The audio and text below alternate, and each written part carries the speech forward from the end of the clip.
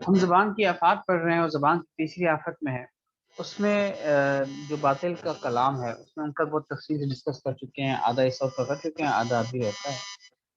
اس میں آپ سے میں ایک عجیب بات شیئر کرنا چاہ رہا ہوں۔ اللہ تعالیٰ نا بہت بڑے ستار العیوب ہے۔ ہم سوچیں ذرا کہ اللہ تعالیٰ اتنے ستار العیوب ہے کہ اللہ تعالیٰ نے ہمارے سارے عیبوں پر پردہ رکھا ہوا ہے۔ ہمارے اتنے سارے عیب ہے اور کتنے ہم سے گناہ ہوتے ہیں، انسان ہے، کمزور بھی ہے، ہم سے گناہ ہوتے ہیں، لیکن اللہ تعالیٰ نے ان سب پر ایسا پردہ رکھا ہوا ہے کہ کسی کو کان و کان تک خبر نہیں ہے۔ اتنی بڑی اللہ تعالیٰ کی موقف پر جو ہے وہ رحمت ہے، اللہ تعالیٰ کا ہم پر فضل ہے۔ خدا نہ خواستہ اللہ نہ کرے اگر ہمارے وہ عیوب، ہمارے وہ ساری خرابیاں وہ دنیا کے سامنے آ جائیں تو ہم سب ایک دوسرے کو دیکھنا بھی پسند نہ کریں، اتنا اللہ پر ہم فضل فرماتے ہیں۔ اچھا، حدیث شریف میں آتا ہے، صحیح مسلم کی حدیث ہے کہ رسول اللہ صلی اللہ علیہ وسلم نے فرمایا کہ اللہ تعالیٰ دنیا میں جس شخص کی پردہ پوشی کرتا ہے نا، قیامت کے دن بھی اس کا پردہ رکھے گا۔ یعنی یہ ہمارے لیے اتنی بڑی تسلی ہے، اتنی بڑی تسلی ہمارے لیے۔ ہم تصور کریں کہ اللہ تعالیٰ نے ہماری کتنی برائیوں پہ پردہ ڈالا ہوا ہے، اور اللہ کے رسول خود فرما رہے ہیں کہ جس شخص کی جو ہے وہ اللہ تعالیٰ دنیا میں پردہ پوشی کرتا ہے، قیامت کے دن بھی اس کا پردہ رکھے گا۔ اب اسی کی ایک حدیث ہم نے کل بھی پڑھی تھی، تفصیلی حدیث، کہ حضرت صفوان بن محرز المازنی فرماتے ہیں کہ میں عبداللہ بن عمر رضی اللہ عنہما کے ہاتھ میں ہاتھ دیے جا رہا تھا، ایک شخص سامنے آیا اور پوچھا کہ رسول اللہ صلی اللہ علیہ وسلم سے آپ نے قیامت کے دن اللہ اور بندے کے درمیان ہونے والی سرگوشی کے بارے میں کیا سنا ہے؟ عبداللہ بن عمر رضی اللہ عنہما نے کہا کہ میں نے رسول اللہ صلی اللہ علیہ وسلم سے سنا، آپ صلی اللہ علیہ وسلم فرماتے تھے کہ اللہ تعالیٰ مومن کو اپنے نزدیک بلا لے گا اور اس پر اپنا پردہ ڈال دے گا اور اسے چھپا لے گا۔ اللہ تعالیٰ اسے فرمائے گا کیا تجھ کو فلاں گناہ یاد ہے؟ کیا فلاں گناہ تجھ کو یاد ہے؟ مومن کہے گا کہ ہاں اے میرے پروردگار۔ آخر جب وہ اپنے گناہوں کا اقرار کر لے گا اور اسے یقین آ جائے گا کہ اب وہ ہلاک ہوا، تو اللہ تعالیٰ فرمائے گا کہ میں نے دنیا میں تیرے گناہ پر پردہ ڈالا اور آج میں تیری مغفرت کرتا ہوں، چنانچہ اسے اس کی نیکیوں کی کتاب دے دی جائے گی۔ لیکن جو کافر اور منافق لوگ ہیں اس پر ملائکہ اور انبیاء اور تمام جنہوں ان سب کہیں گے کہ یہی وہ لوگ ہیں جنہوں نے اپنے پروردگار پر جھوٹ باندھا تھا۔ اب ذرا سوچیں کہ یہ ہمارے لیے اتنی بڑی تسلی ہے کہ ہم سے گناہ ہوتے ہیں، ہم سے بہت ساری خطائیں ہوتی ہیں، غلطیاں ہوتی ہیں، لیکن اللہ تعالیٰ خود کہہ رہے ہیں اللہ کے رسول کی زبانی کہ اگر دنیا میں نے تمہارا پردہ رکھا ہے تو اس کا مطلب یہ ہے کہ میں آخرت میں بھی تمہاری پردہ پوشی کروں گا۔ اور پھر بخاری شریف کی حدیث میں اللہ کے رسول فرما رہے ہیں کہ وہ اس طرح کی پردہ پوشی ہوگی کہ ان گناہوں کے باوجود اللہ تعالیٰ مغفرت فرما دیں گے۔ اب یہ بات ذرا سمجھنے والی ہے، ان احادیث سے جو بات سمجھ آ رہی ہے وہ یہ آ رہی ہے، تو پھر اس سے کون مراد ہے؟ مطلب کون سے لوگ جن کی اللہ تعالیٰ پردہ پوشی کرے اور اس کے بعد آخرت میں بھی پردہ پوشی ان کی ہو، اور ایسی پردہ پوشی ہو کہ کسی کو کان و کان خبر نہ ہو اور ان کی مغفرت بھی ہو؟ یہ بات بہت امپورٹنٹ اور بہت سمجھنے والی ہے، اس کو ذرا سمجھیں کہ ان سے مراد کون لوگ ہیں۔ اور ہم خود دیکھیں کہ ہمارے آس پاس کون لوگ، کتنے بدقسمت انسان ہمارے آس پاس رہ رہے ہیں۔ اللہ نہ کرے کہ اگر ہم بھی ان بدقسمت انسانوں میں سے ہوئے، وہ بدقسمت انسان کہ جس پر اللہ نے اپنا پردہ رکھا ہو تو وہ اللہ کا پردہ چاک کر دے، کیسے؟ اب مسلم شریف کی حدیث ہے، سالم کہتے ہیں کہ میں نے حضرت ابو ہریرہ رضی اللہ عنہ کو کہتے ہوئے سنا کہ میں نے رسول اللہ صلی اللہ علیہ وسلم سے سنا ہے، آپ فرما رہے تھے میری تمام امت کو گناہوں پر معافی ملے گی سوائے ان لوگوں کے جو اپنے گناہوں کا اعلان کرنے والے ہیں۔ اعلان میں یہ ہے کہ بندہ رات کو ایک کام کرے، پھر صبح ہو تو اللہ نے اس کا پردہ رکھا ہوا ہو اور وہ خود کہے کہ اے فلاں میں نے پچھلی رات ایسا ایسا کام کیا، حالانکہ اس نے رات گزار دی اور اس کے رب نے اس کا پردہ ڈالے رکھا، وہ صبح کرتا ہے تو وہ اپنے رب کا ڈالا ہوا پردہ خود اتار دیتا ہے۔ یہ ہے وہ بندہ جس کی اللہ تعالیٰ پردہ پوشی کرتا ہے. میں نے کہا نا تھا کہ گناہ ہر کسی سے ہوتے ہیں، ہم سے بھی گناہ ہوتے ہیں. اللہ تعالیٰ ہمارے گناہوں پہ پردہ ڈالے ہوتے ہیں. اللہ تعالیٰ ہمیں توبے کی بھی توفیق دے. لیکن بدقسمت ترین انسان وہ ہے کہ اللہ اس کا پردہ رکھ رہا ہے اور وہ گناہ کے بعد اپنی گناہ کی تشہیر بھی کر رہا ہوتا ہے، اپنے گناہوں کو لوگوں کے ساتھ شیئر بھی کر رہا ہوتا ہے. ہوتا ہے نا ہمارے ساتھ، دوستوں میں بیٹھے ہوتے ہیں تو ہم اپنے گناہوں کا ذکر کرتے ہیں کہ ارے میں نے نا وہ تیرے بھائی نے نا بڑا تیر مارا، بڑا توپ مارا، تم نے یہ کیا، میں نے وہ کیا، میں نے وہ کیا. یعنی اللہ تعالیٰ نے آپ کا پردہ رکھا اور آپ جو ہے وہ اس پردے کو خود ہی اتار رہے ہو. یہ وہ بندہ ہے کہ جس سے مغفرت نہیں ہوگی. اللہ کے رسول خود فرما رہے ہیں کہ اس کو گناہوں کی معافی نہیں ملے گی. کیوں؟ یہ بندہ اپنے گناہوں کا اعلان کر رہا ہے. اچھا، گناہوں کے اعلان میں بڑی خرابی کیا ہے؟ مطلب کیا اس میں اتنی بڑی خرابی ہے؟ ٹھیک ہے، دونوں سے گناہ ہوا ہے، ایک نے اعلان نہیں کیا، دوسرے نے اعلان کیا. جو بندہ اپنے گناہوں کو چھپا کے رکھتا ہے اور اللہ کا پردہ بھی برقرار رکھتا ہے، وہ اصل میں اپنے زبان حال سے نا، اپنے ایکشن سے یہ ظاہر کر رہا ہوتا ہے کہ میں عاجز انسان ہوں، کمزور انسان ہوں، مجھ سے گناہ ہوتے ہیں، اللہ نے پردہ رکھا ہے، بس اللہ اپنا فضل فرمائے. وہ خاموش رہتا ہے. جو بندہ ہے جو اللہ کو اپنا رب بھی مانتا ہے اور اپنا اللہ تعالیٰ کا فضل بھی مانتا ہے اپنے اوپر، اور اپنی عاجزی کے اقرار بھی کرتا ہے. اچھا، دوسری طرف جو اعلان کرتا ہے، میں آپ کو ایک مثال دیتا ہوں. ہماری یونیورسٹیز ہے نا، مثال کے طور پر ہماری یونیورسٹیز ہے.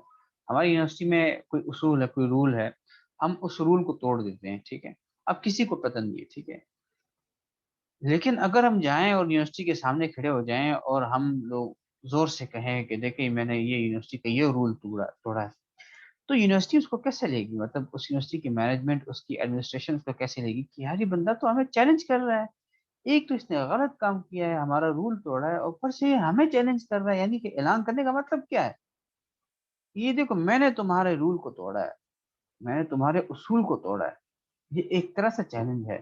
تو وہ بندہ جو اپنے گناہوں کا اعلان کر رہا ہوتا ہے، وہ ایک طرح سے اللہ تعالیٰ کو چیلنج کر رہا ہوتا ہے کہ میں نے تمہاری نافرمانی کی ہے اور میں اعلان کر رہا ہوں لوگوں کے سامنے کہ اتنا بڑا جرم ہے.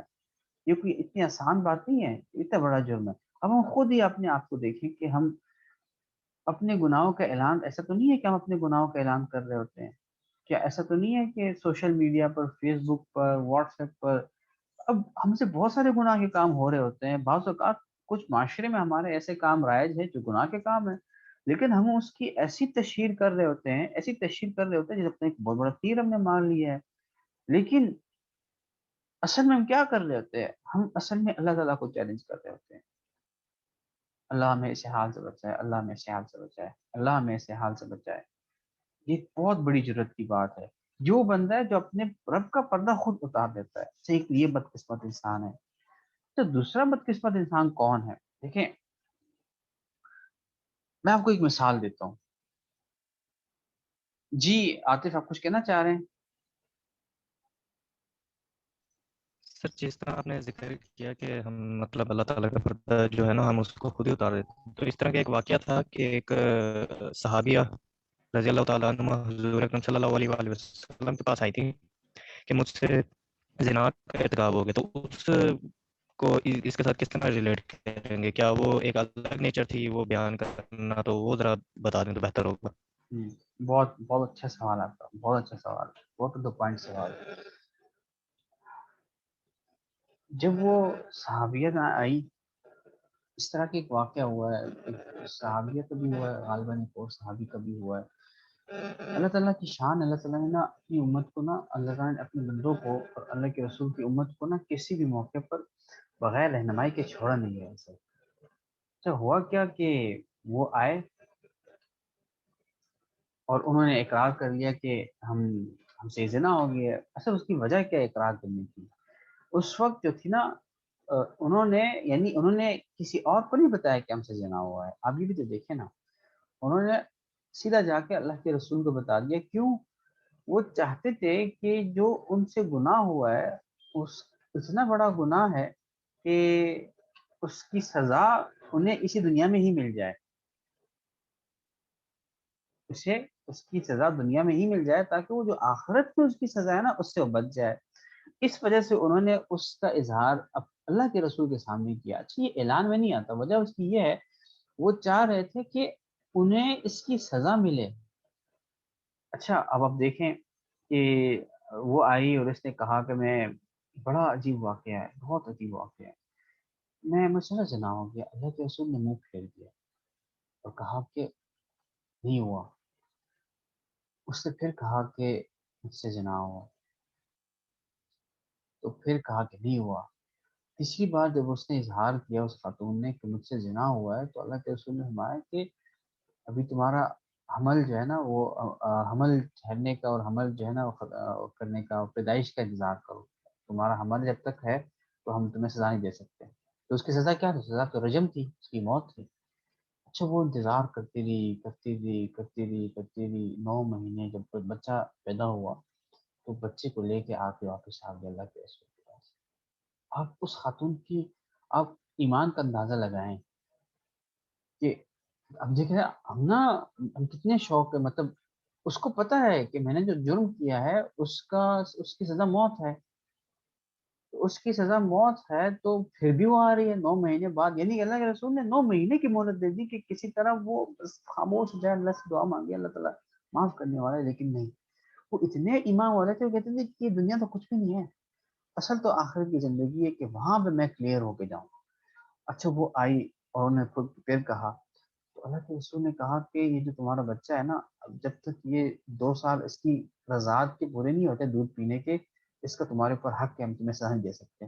وہ پھر چلے گی، 2 سال دودھ پلایا بچے کو، جس دن دودھ چھڑوایا اپنے بچے کو اسی دن واپس آئی کو کہا کہ مجھے سلا دو۔ تو اس کے بعد پھر اللہ کے رسول نے کہا کہ یہ تو اللہ کا حکم ہے، تو اس میں تو انسان کچھ نہیں کر سکتا۔ تو انہوں نے کہا کہ اس کو رجم کر دے۔ وہ نا جب رجم ہو رہی تھی نا، تو اللہ کے رسول ہمارے تھے اس کی جو معافی تھی، اس کا توبہ تھا نا، اتنا پاک توبہ ہے کہ اگر پورے مدینے پر اس کی توبہ تقسیم کیا جائے تو سب مغفرت کے لیے کافی ہو جائے۔ یہ یہ وہ توبہ کی جو ہے نا آ، وہ مقام ہے جس میں بہت بہت کمال کا مقام ہے۔ یہ واقعہ اصل میں اس سے متعلق تھا۔ یہ جو ہم بات کر رہے ہیں اس سے مراد وہ ہے کہ اب دیکھیں، ایک تو آج کل بہت سارے ہمارے گناہ، آج کل تو اسلام کی وہ اسلامی حکومت ہے نہیں، پہلی بات تو یہ ہے کہ آپ کو اس طرح کے گناہوں پہ سزا ملے۔ تو اس وجہ سے آج کل جب ہم اظہار کر رہے ہوتے ہیں، اعلان کر رہے ہوتے ہیں، تو اس کی نیت ہماری یہ نہیں ہوتی کہ ہمیں اس پہ سزا ملے، ہم فخر کر رہے ہوتے ہیں کہ ہم سے یہ گناہ ہوا ہے ہم، اور دوسری بات ہم دوسروں کو اپنے گناہ میں شامل کر رہے ہوتے ہیں۔ اچھا یہ ہمارے لیے بڑی سوچنے کی بات ہے کہ وہ کون سے گناہ ہے جس کی خدا نہ، اچھا ہو سکتا ہے اللہ نہ کرے کہ ایسے گناہ مجھ سے ہو رہے ہوں کہ میں نادانی میں ان کی تشہیر کر رہا ہوتا ہوں، میں نادانی میں ان کے اعلان کر رہا ہوتا ہوں، میں ان گناہوں کا اعلان تو کر رہا ہوتا ہوں اور مجھے یہ پتہ ہی نہ ہو کہ یہ تو گناہ ہے۔ یہ بھی بہت خطرناک بات ہے۔ ہم اپنے بارے میں سوچیں کہ کوئی ایسا تو نہیں ہے کہ مجھ سے ایسے گناہ ہو رہے ہیں کہ میں ان کا اعلان بھی کر رہا ہوں یا اعلان بھی کر رہی ہوں اور مجھے پتہ بھی نہیں ہے کہ وہ گناہ ہے۔ تو ہم اس کو دیکھیں۔ اچھا دوسرا بندہ کون ہے؟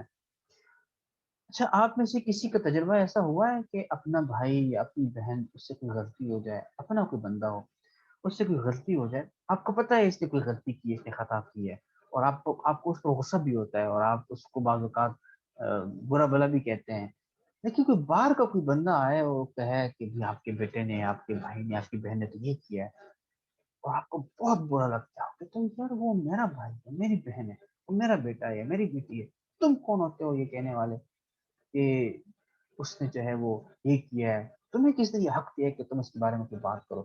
اب لوگوں کو کبھی ایسا تجربہ ہوا کہ وہ تو ہو جاتا ہے، لیکن یہ کہ انسان کو بہت برا لگتا ہے کہ ٹھیک ہے اس نے غلطی کی ہے، اس نے تو ایسے کیا ہے، لیکن وہ تو میرا بھائی ہے نا، میرا کام ہے کہ میں اس کے اس نپٹوں، میں اس کو برا بھلا کہوں، میں اس کو سمجھاؤں تاکہ کل کو کچھ دوسرا دوبارہ ایسا نہ کرے۔ اور تم تو باہر کے بندے ہو، تمہیں کس نے یہ حق دیا ہے کہ تم میرے بھائی کے بارے میں، میری بہن کے بارے میں، کسی کے بارے میں ایسا کہو؟ آپ مطلب دیکھا ہوگا نا، یہ انسان کی فطرت بھی یہ شامل ہے۔ اچھا اللہ تعالیٰ تو بہت غیور ذات ہے، اور اللہ تعالیٰ اپنے بندوں سے اتنی محبت کرتے ہیں، اتنی محبت کرتے ہیں کہ جس کا ہم تصور بھی نہیں کر سکتے ہیں۔ اچھا یہی معاملہ اللہ تعالیٰ آپ نے جو بندے ہیں उनके साथ करता है। कैसे करता है मैं आपके साथ अभी शेयर करता हूँ। अबू दाऊद शरीफ की हदीस है कि रसूलुल्लाह सल्लल्लाहु अलैहि वसल्लम ने फरमाया, ए वो लोगों जो ईमान लाए हो, अपनी ज़बान से, और हाल ये है कि ईमान इसके दिल में दाखिल नहीं हुआ। यानी शुरू में ही अल्लाह के रसूल ने बता दिया कि वो मुनाफिक लोग हैं। कौन?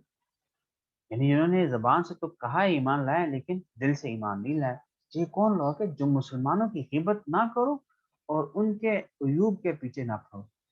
इसलिए कि जो उनके उयूब के पीछे पड़ेगा, अल्लाह उसके ऐब के पीछे पड़ेगा, और अल्लाह जिसके ऐब के पीछे पड़ेगा उसे उसी के घर में ज़लील व रुस्वा कर देगा। ये वो बात है जो मैं समझाना चाह रहा हूँ, जो मैं करना चाह रहा हूँ कि जब इंसान कोई गुनाह करता है ना, इंसान में कोई ऐब आता है, कोई गुनाह करता है ना, तो अल्लाह ताला तो कहता है ये तो मेरा बंदा है, मेरा। यानी अल्लाह ताला हर इंसान को कितना ऑन करता है। आप इस हदीस से अंदाजा लगाएं कि अल्लाह ताला इंसान को कितना ऑन कर रहा है। मतलब हम फिर भी कितनी कोताहियां करते हैं, हम फिर भी कितनी गलतियां करते हैं, और कितनी हम जो है वो फजूलियात में अपने आप को मसरूफ किया होता है, अपनी जिंदगी को। हम अल्लाह ताला से कितने दूर जा रहे होते हैं, और अल्लाह ताला देखें गुनाह पर भी अल्लाह ताला हमें कितना ऑन कर रहे हैं। यानी अल्लाह ताला हमें नेकी पर कितना ऑन करेंगे, हम उसका तस्वर भी नहीं कर सकते। अल्लाह ताला हमें गुनाह पर कितना ऑन कर रहा है कि मेरे अंदर कोई ऐब है, मैंने कोई गुनाह किया है, ठीक है, और कोई दूसरा बंदा आकर जो है ना मेरे उस गुनाह के बारे में उसकी टो में लग जाए, मेरे उस ऐब की टो में लग जाए, और मेरे उस ऐब के पीछे पड़ जाए कि किसी तरह मेरा वो ऐब पता चल जाए किसी के दूसरे मुसलमान को, और उस मुसलमान को जो है वो ऐब दूसरों के सामने ले आए। अल्लाह ताला को इतनी गैरत आती है कि ये तो मेरा बंदा है, ये तो मेरा बंदा है, इसने गलती की है ना, तो मैं जानू मेरा बंदा जाने, तुम कौन होते हो आने वाले मेरे बंदे के जो है वो ऐब के पीछे पड़ने वाले। और इसके सजा में अल्लाह ताला क्या करते हैं, अल्लाह ताला उसके ऐब के पीछे पड़ जाता है। और अल्लाह के रसूल क्या कह रहे हैं, अल्लाह जिसके ऐब के पीछे पड़ेगा उसे उसी के घर में रसवा जलील रसवा कर देगा। ये कितनी सख्त बात है। अल्लाह ताला कहेगा ये तो मेरा बंदा है, इसने गलती की है, तुम कौन होते हो ये कहने वाले, तो उसके ऐप के पीछे पड़ने वाले। हम इस वक्त अपनी हालत को देखें, हम इस वक्त हमारे इस पाकिस्तान के माशरे को देखें, हम अपने आप को देखें, अपने नौजवानों को देखें, हम किस हाल में पड़े हुए हैं। क्या हम इस तलाश में नहीं होते हैं कि किसी का कोई स्कैंडल में पता चल जाए? क्या हम इस तलाश में नहीं होते हैं कि हमारे क्लास फेलोज, हमारे खानदान में या माशरे में, हमारे मुल्क में, या कोई सेलिब्रिटी, कोई भी बंदा, किसी की कोई बात हमें पता चल जाए, कोई ऐप पता चल जाए, और बस हमारे हाथ लग जाए, हम पूरे जो है सोशल मीडिया पे हंगामा नहीं करते हैं क्या? क्या ये इस हदीस में नहीं आएगा? हम उसके ऐप के पीछे पड़ रहे थे, क्या जरूरत है किसी के ऐप के पीछे पड़ने की? हमें बस चाह भाई, एक एक खातून है वो जिना करती है, वो ज़ानिया है, वो बाज़ारी औरत है। तुम्हें किसने ये हक दिया है कि तुम उसके स्कैंडल को जो है इतना तशहीर करो उसकी? वो क्या पता वो कल को अल्लाह के सामने तौबा कर ले, और वो खुद तो दुनिया की बेहतरीन ख़वातीन में से शुमार हो जाए, और तुम कहाँ चले जाओगे? अल्लाह ताला तुम्हें अपने घर में ज़लील कर देगा। अब देखिए यार, इस हदीस के अल्लाह अल्लाह के रसूल कैसे ये नफ्सियात के जानते थे कि इंसान ना कहीं बाहर बहुत सारे पराये लोगों के सामने उसकी कोई बात हो, कोई उसके जो है ना बुरा भला कहे, तो वो किसी तरह जान छुड़ा देता है, कहता है तुम जानते नहीं थे, कोई मसला नहीं था। इंसान अपने घर में ज़लील हो ना, ये बहुत बड़ी ज़िल्लत होती है, बहुत बड़ी ज़िल्लत होती है। घर में इंसान ज़लील हो, और अल्लाह के रसूल क्या कह रहे हैं कि वो अल्लाह ताला उसको उसके घर में ज़लील कर देगा। इतनी बड़ी सज़ा है, इतना बड़ा अल्लाह ताला को गुस्सा आता है, इतनी गैरत आती है उस इंसान पर। हमने इस वक़्त सोशल मीडिया पे क्या मचाया होता है, कहीं किसी को कोई बात पता चलती है, तो हम कितना लग जाते हैं, उसके पीछे लग जाते हैं। ये हम हाल छोड़ दें, और हम ये हदीस, ये पैगाम हर एक तक पहुँचाएँ कि क्यों हम अपने माशरे को यहाँ तक ले आए हैं कि जहाँ पर हम दूसरे के, हम अपने ऐप तो ज़ाहिर-सी बात है, जब हम दूसरों के ऐप तलाश करेंगे, हमें अपने ऐप कहाँ से पता चलेंगे? हम कैसे उसको जो है वो लोगों तक पहुँचा सकेंगे?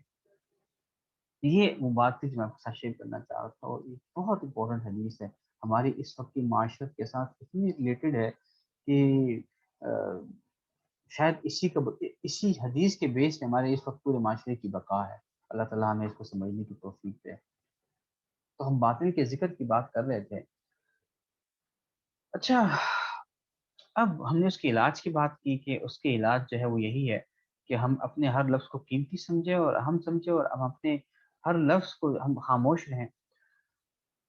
یہ ترمذی شریف کی حدیث ہے کہ رسول اللہ صلی اللہ علیہ وسلم نے فرمایا کہ آدمی اللہ کو خوش کرنے والا ایک لفظ کہتا ہے اور یہ سمجھتا ہے کہ اس سے کوئی بہت بڑی خوشی حاصل نہیں ہوگی، لیکن اللہ تعالیٰ اس لفظ کی وجہ سے قیامت تک کے لیے اپنی رضامندی لکھ دیتے ہیں. اب دیکھیں، یعنی ایک لفظ ہے، انسان نے اس کو بہت ہی چھوٹا سمجھا کہ چھوٹی سی نیکی ہے، چھوٹا سا لفظ میں نے اپنی زبان سے ادا کر لیا، پتہ نہیں یہ اللہ کے ہاں کتنا درجہ رکھتا ہو. لیکن وہ کہتے ہیں کہ وہ سمجھتا ہے کہ اس سے کوئی بہت بڑی خوشی حاصل نہیں ہوگی، لیکن اللہ تعالیٰ اس لفظ کی وجہ سے قیامت تک اپنی رضامندی لکھ دیتے ہیں.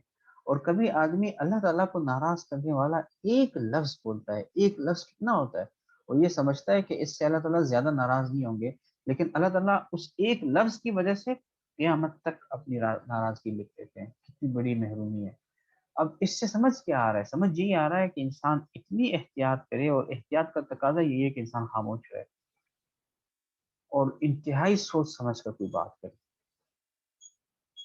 ایک اور حدیث میں رسول اللہ صلی اللہ علیہ وسلم فرماتے ہیں کہ بے شک ایک آدمی ایسی بات کرتا ہے جبکہ اس میں حرج بھی محسوس نہیں کرتا، لیکن اس کی وجہ سے آگ میں 70 سال کی مسافت تک گر جاتا ہے. کیوں؟ اسے زبان کا اندازہ ہی نہیں ہے کہ زبان کتنی بڑی چیز ہے. یہ سورہ مدثر ہے، اس کی آیات ہے، اس سے بھی اللہ تعالیٰ نے یہی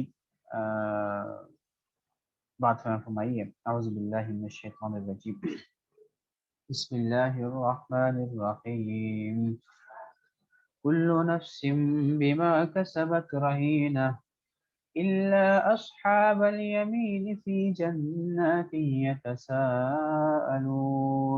عن المجرمين ما سلككم في سقر قالوا لم نك من المصلين ولم نك نطعم المسكين وكنا نخوض مع الخائضين ما سلككم في سقر.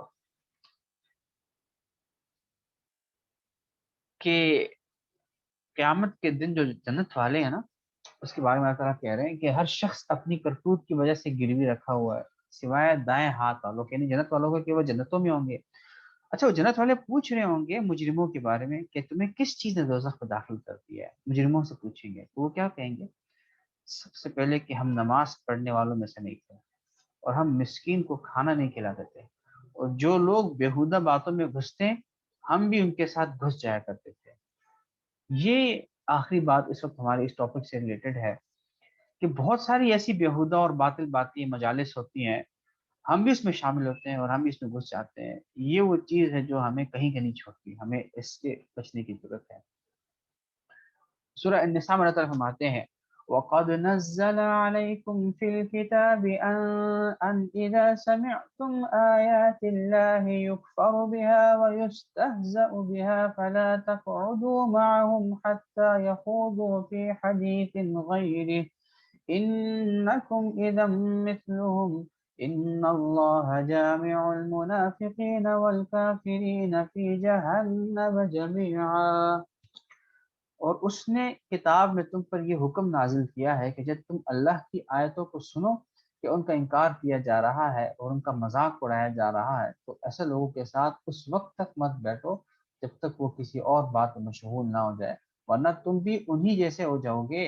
یقین رکھو کہ اللہ تمام منافقوں اور کافروں کو جہنم میں اکٹھا کرنے والا ہے. اچھا، اس میں اللہ تعالیٰ فرماتے ہیں کہ جہاں پر تم دیکھو کہ ایسی بات، مطلب تم جس کی مجلس میں بیٹھو گے نا تم انہی میں سے ہو جاؤ گے. یہ اللہ تعالیٰ فرما رہے ہیں قرآن میں.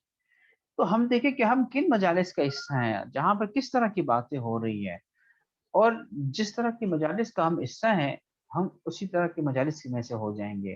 اور قیامت میں ہمارا جو حشر ہوگا وہ بھی انہی لوگوں کے ساتھ ہوگا. ہم اپنے بارے میں خود سوچیں کہ ہم کس طرح کے لوگوں کے ساتھ بیٹھتے ہیں، ہم جن لوگوں کے ساتھ بیٹھتے ہیں، جن مجالس سے بیٹھتے ہیں، وہاں کس طرح کی بات ہوتی ہے. یہ ہمارے سوچنے کی بات ہے. اب اس سے نجات کا طریقہ کیا ہے؟ دیکھیں، اس سے نجات کا واحد طریقہ یہ ہے کہ بندہ دینی کاموں میں مصروف رہے اور دنیاوی ضروریات سے متعلق گفتگو پر اکتفا کرے. یہ اس کا واحد حل ہے کہ یا تو دین سے متعلق بات کرے، ایسی بات کرے جو نیکی ہو، جو ہم نے پچھلی کل آیت بھی پڑھی تھی یا وہ دنیاوی ضروریات سے متعلق گفتگو کرے. اچھا ضروریات کس کو کہتے ہیں؟ کہ ضرورت ہر اس چیز کو کہتے ہیں کہ جو اگر پوری نہ ہو تو اس سے نقصان ہو، وہ ضرورت ہے. تو ہم خود سوچیں ہم کس بارے میں بات کر رہے ہیں. کیا اس بارے میں بات نہ کرنے سے مجھے کوئی نقصان ہوگا؟ نہیں ہوگا، تو میں بات نہ کروں. اب یہ اتنی امپورٹنٹ بات ہے، اتنی حساس چیز ہے، تو اس کے لیے نجات جو ہے اس کا طریقہ بھی یہی ہے.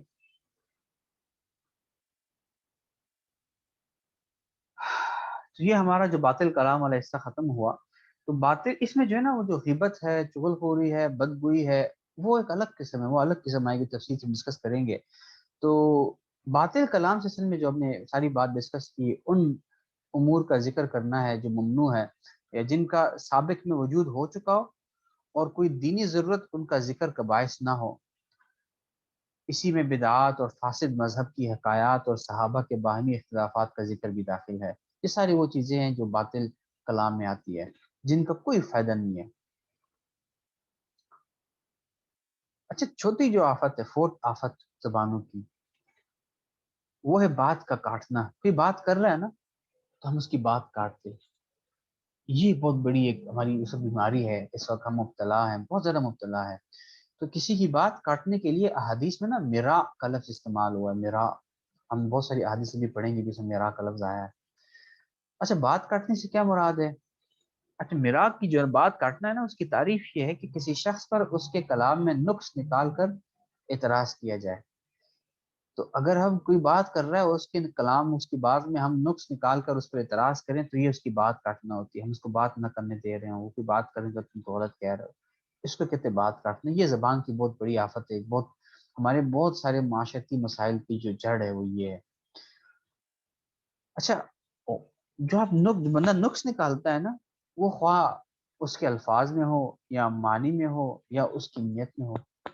کیسے؟ مثال کے طور پر، اچھا اس کے لیے ہمیں اس کی تفصیل ہم پڑھیں گے، لیکن بہر اس کے لیے ہمیں احتیاط کیا کرنی چاہیے؟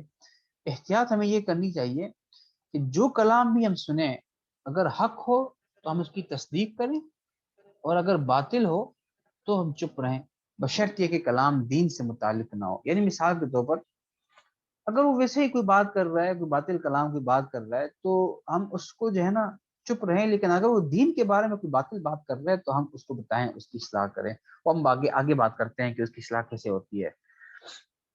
اور شرط اس کی یہ بھی ہے کہ دین میں جو ہم کلام کریں تو وہ علم کی بنیاد ہو. اگر کوئی بندہ ہمیں لگ رہا ہے کہ وہ دین کے حوالے سے غلط بات کر رہا ہے، تو ہم تب ہی کوئی کلام اس کے ساتھ کریں جب ہمیں بھی کوئی دین کی بات پتہ ہو. اس بات کرنے کا انداز کیا ہوگا تو ہم آگے ڈسکس کریں گے، لیکن ہمیں خود علم ہو. اگر ہمیں نہ ہو تو کم از کم اس وقت ہم یہ کہیں کہ بھائی یہ جو تم بات کر رہے ہو یہ غلط ہے، ایسا نہیں ہے. تو ہم کسی عالم کے ساتھ ایک بار ڈسکس کرتے ہیں اور اس سے پوچھتے ہیں کہ صحیح کیا ہے. سب سے بہترین طریقہ یہ. اچھا لفظوں میں نقص نکالنے کا مطلب کیا ہے؟ یعنی 3 قسم کے نقص ہوتے ہیں نا، لفظ میں، معنی میں اور نیت میں. اچھا لفظوں میں نقص نکالنے کا مطلب یہ ہے کہ ہم جو ہے وہ کسی کوئی بات کر رہے ہیں، تم کہتے ہیں اچھا تم نے یہ لفظ پہلے بولا، یہ لفظ بعد میں بولا، تم نے یہ بات اس طرح سے کی، اور جو ہے وہ تم ہم بہت پٹھانوں کا مذاق اڑاتے ہیں. ہم آپ کو پتہ ہے نا، جب وہ گرامیٹیکل مسٹیک کرتے ہیں، چیزیں کرتے ہیں، ہم اس کا مذاق اڑاتے ہیں، ہم اس کو ٹوکتے ہیں کہ نہیں یہ اس کا مطلب یہ ہے. یہ ساری باتیں جو ہے نا، یہ لفظوں میں نقص نکالنا اس سے مراد ہے. اس کی وجوہات کیا ہے؟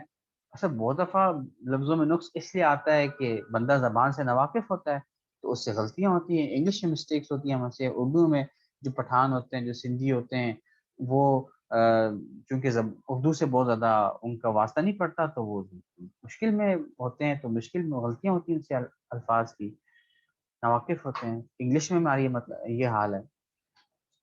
اب بولنا کچھ چاہ رہا ہوتا ہے بندہ اور انسان کی زبان سے کچھ اور نکل جاتا ہے. یہ بھی ایک وجہ ہوتی ہے اور لفظ کی غلطی کی. تو اس پر نکتہ چینی کرنے کا، اس پر اعتراض کرنے کا جواز نہیں ہے. ہم اس پر اعتراض نہ کریں، کوشش کریں ہم اس پر، ہاں بالکل تلفظ کی ادائیگی، ہم اس پر اعتراض نہ کریں. اچھا معنی میں نقص، اچھا میں انشاءاللہ آپ کو سوالات پوچھتا ہوں، تھوڑا انتظار کریں. معنی میں نقص نکالنے کا مطلب کیا ہے؟ جب ہم کسی کو کہیں نا، کوئی بندہ بات کر رہا ہوں، اس کو کہے تم نے فلاں بات کہی ہے نا، وہ غلط کہی ہے، تمہاری فلاں رائے غلط ہے، تمہارا خیال صحیح نہیں ہے، وغیرہ وغیرہ. یہ سارے معنی میں نقص نکالا کہ تم نے جو بات کی نا اس کا مطلب ٹھیک نہیں ہے. تم نے جو ہے وہ غلط بات کی ہے، یہ جو تمہاری رائے ہے یہ غلط ہے، یہ چیزیں ہیں، یہ سارے معنی میں نقص ہیں۔ اچھا، نیت میں نقص نکالنے کا کیا مطلب ہے؟ کہ ہم کسی کو کہیں کہ جو تم بات کر رہے ہو اگرچہ بات ٹھیک ہے لیکن تمہاری نیت کچھ اور ہے، تمہارا مقصد کچھ اور ہے۔ یہ بہت بڑا اس وقت ہمارا مسئلہ ہے کہ تم جو بات کر رہے ہو نا، یہ تمہارا مطلب کچھ اور ہے، تم یہ ٹھیک ہے، تم بات ٹھیک کر رہے ہو لیکن تمہارا مطلب کچھ اور لگ رہا ہے۔ کسی کی نیت پہ شک کرنا، کسی کی نیت میں نقص نکالنا بہت بڑی بیماری ہے اس وقت ہماری۔ اچھا، نیت میں نقص نکالنے کی جب موقع آئے تو اس وقت اس موقع پر خاموش رہنا واجب ہے۔ کیوں ہم خاموش رہنا کیوں واجب ہے؟ نیت کا تعلق اللہ تعالیٰ کے ساتھ ہے، نیت کا تعلق اللہ تعالیٰ کے ساتھ ہے۔ جب ہم کسی کی نیت پہ شک کرتے ہیں، ہم اصل میں اللہ تعالیٰ کی جو کبریائی ہے، جو اس کی وہ ذات کا جو اس کا صفت ہے، ہم اس میں شرکت کرنے کی کوشش کرتے ہیں کہ تمہارے دل کا حال تو میں بھی جانتا ہوں، دل کا حال تو صرف اللہ جانتا ہے، اور نیت کا تعلق دل کے ساتھ ہے۔ تو تمہیں کس نے یہ کہا ہے کہ تم کسی کی نیت پہ شک کرو؟ اب ایک بندہ زبان سے کہہ رہا ہے کہ میں نے یہ بات اس لیے کی ہے، تو تقاضا یہی ہے کہ ہم اس کی وہ بات مان لیں، دیٹس اٹ۔ اور ہم اگر ہمیں نیت میں کوئی نقص نظر آ بھی رہا ہے تو ہم اس پر اعتراض نہ کریں، ہم اس پہ اعتراض کر ہی نہیں سکتے، ہمیں اس کی نیت کا پتہ ہی نہیں ہے، ہم خاموش رہیں۔ تو اس طرح کی جگہ پر خاموش رہنا واجب ہے۔ ہمارا نا ایک قومی مشغلہ ہے اس وقت، بہت بڑا ہمارا قومی مشغلہ ہے، ہم خود اپنے آس پاس دیکھیں۔ وہ قومی مشغلہ ہمارا یہ ہے کہ ہم نے بچوں اور بڑوں کی نیتوں پر شک کرنا اپنا مشغلہ بنا دیا ہے۔ کوئی بندہ کوئی کام کرتا ہے نا، اس سے وہ کام غلط ہو جاتا ہے تو ہم جناب اس کے پیچھے پوری کہانی بنا دیتے ہیں، اور وہ بندہ آ کے کہتا ہے، سر پکڑ کے بیٹھ جاتے ہیں کہ میں نے یہ بات اس لیے نہیں کی ہے۔ ہم کہتے ہیں نہیں، مجھے پتا ہے تم نے یہ بات کس لیے کی ہے، تم نے بات اس لیے کی ہے۔ وہ یہ بندہ خود کہہ رہا ہے کہ میں نے یہ بات اس لیے نہیں کی ہے، تو تم کون ہوتے ہو اس پر شک کرنے والے؟ یہی بات ہم بچوں کے ساتھ کرتے ہیں، اور بچوں کی تربیت خراب ہونے کی ایک بڑی وجہ یہ ہے کہ ہم بچوں کی نیت پہ شک کرتے ہیں۔ بچہ کہتا ہے کہ اچھا، بچہ کہتا ہے نا کہ کوئی بات کہہ رہے تھے، ہم کہتے ہیں نہیں نہیں سچ سچ بتاؤ، کیا مطلب ہے کہ وہ سچ نہیں کہہ رہا؟ اچھا، اس طرح تو وہ کبھی بھی سچ نہیں بولے گا۔ اگر تم اس طرح سے اس کو کہو گے نہیں تم جھوٹ بولتے ہو، تم سچ نہیں کہتے ہو، وہ بیچارہ سچ کہہ رہا ہوتا ہے۔ وہ اگر جھوٹ بھی کہہ رہا ہے، اگر آپ اس کی نیت پہ شک نہیں کریں گے اور اس کی بات کو صحیح مان لیں گے تو کل کو اسے احساس ہو جائے گا کہ میں نے جھوٹ نہیں بولنا۔ ہم کیا کرتے ہیں، اس کی نیت پہ شک کر رہے ہوتے ہیں اور اسی کو اندر سے جو ہے اسی کانفیڈنس ختم کر رہے ہوتے ہیں۔ تو یہ اس وقت ہمارا کوئی مشغلہ بن چکا ہے لوگوں کی نیتوں پہ شک کرنے کا۔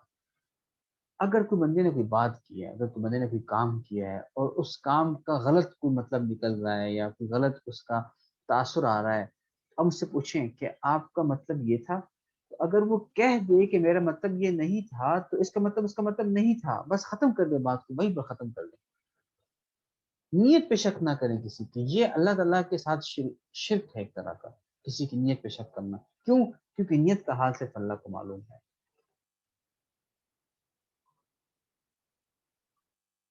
اچھا، اب اس طرح کے موقع پر ہم کیا کریں جب ہم کسی پہ کوئی الفاظ یا کسی کے معنی اس پہ کوئی سوال مقصود ہو؟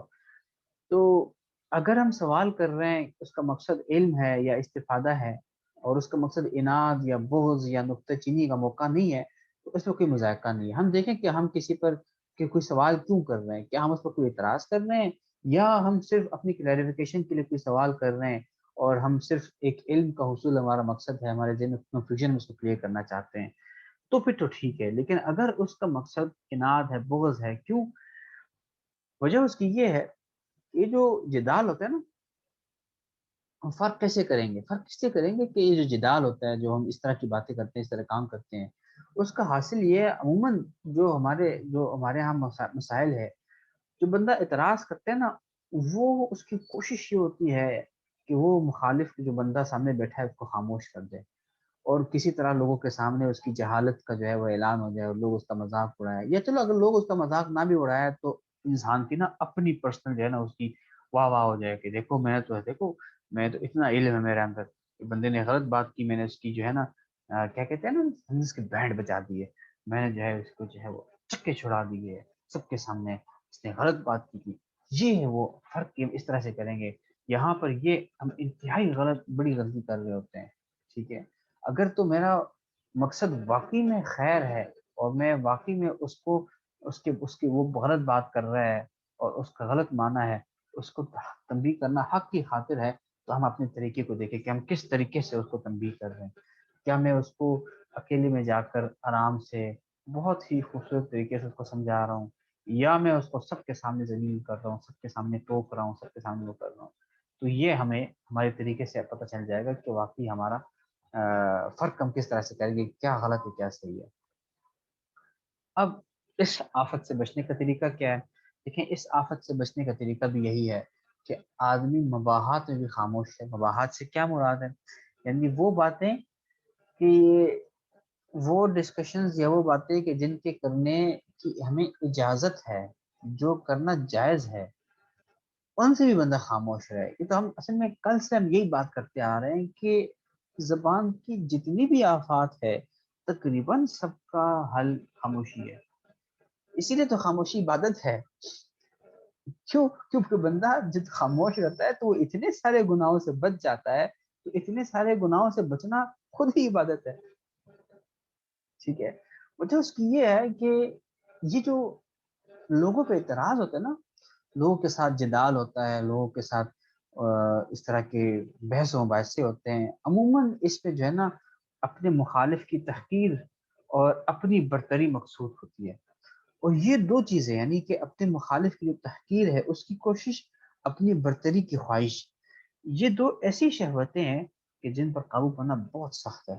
اور اس کا قابو پانے کا بس یہ بنیادی حل ہے کہ انسان خاموش رہے. اللہ ہمیں اس آفت سے بچائے. اب حدیث میں بھی اللہ کے رسول نے اس کے یہی حل بتایا ہے. کیا آواز کلیئر آ رہی میری؟ ذرا پوچھ رہے ہیں. جی سر.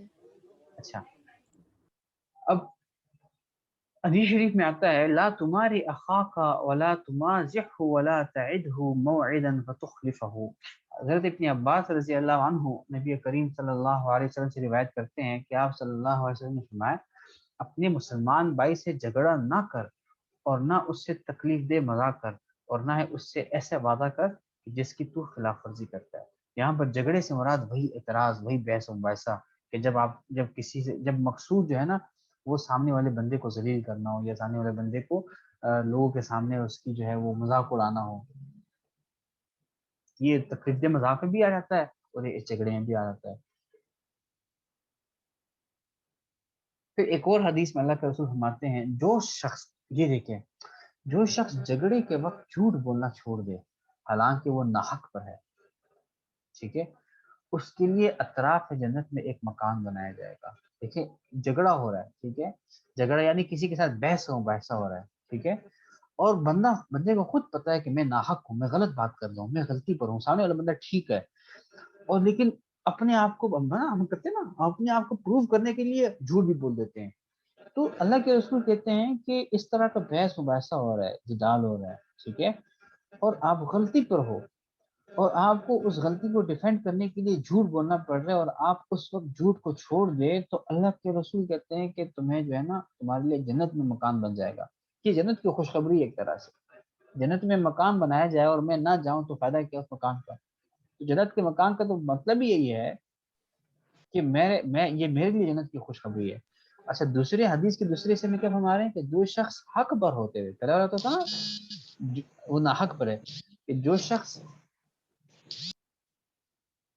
حق پر ہوتے ہوئے جھگڑا چھوڑ دے اس کے لیے جنت کے بیچ میں ایک مکان بنایا جائے گا. اب ایک بندہ حق پر ہے, اسے پتہ ہے کہ میں بات صحیح کر رہا ہوں, مجھے اسے پتہ ہے کہ سامنے والا بندہ غلط ہے, میں صحیح ہوں, اور میں جو بات کر رہا ہوں بالکل ٹھیک ہے اور سچ ہے اور حق ہے, ٹھیک ہے, لیکن اسے یہ اندازہ ہو کہ اس وقت اس بحث و مباحثے کا فائدہ کچھ نہیں ہے.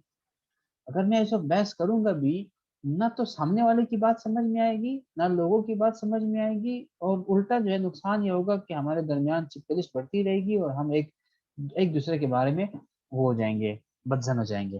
اور اگر بندہ حق پر ہوتے ہوئے جھگڑا چھوڑ دے تو اس کے لیے جنت کے بیچ میں ایک مکان بنایا جائے گا. اس کے لیے بھی اللہ کے رسول نے جنت کا وعدہ کیا ہے. اور جو شخص اپنے اخلاق اچھے بنائے اس کے لیے اعلیٰ جنت میں ایک مقام بنایا جائے. یہ سارے اخلاق کے حصے.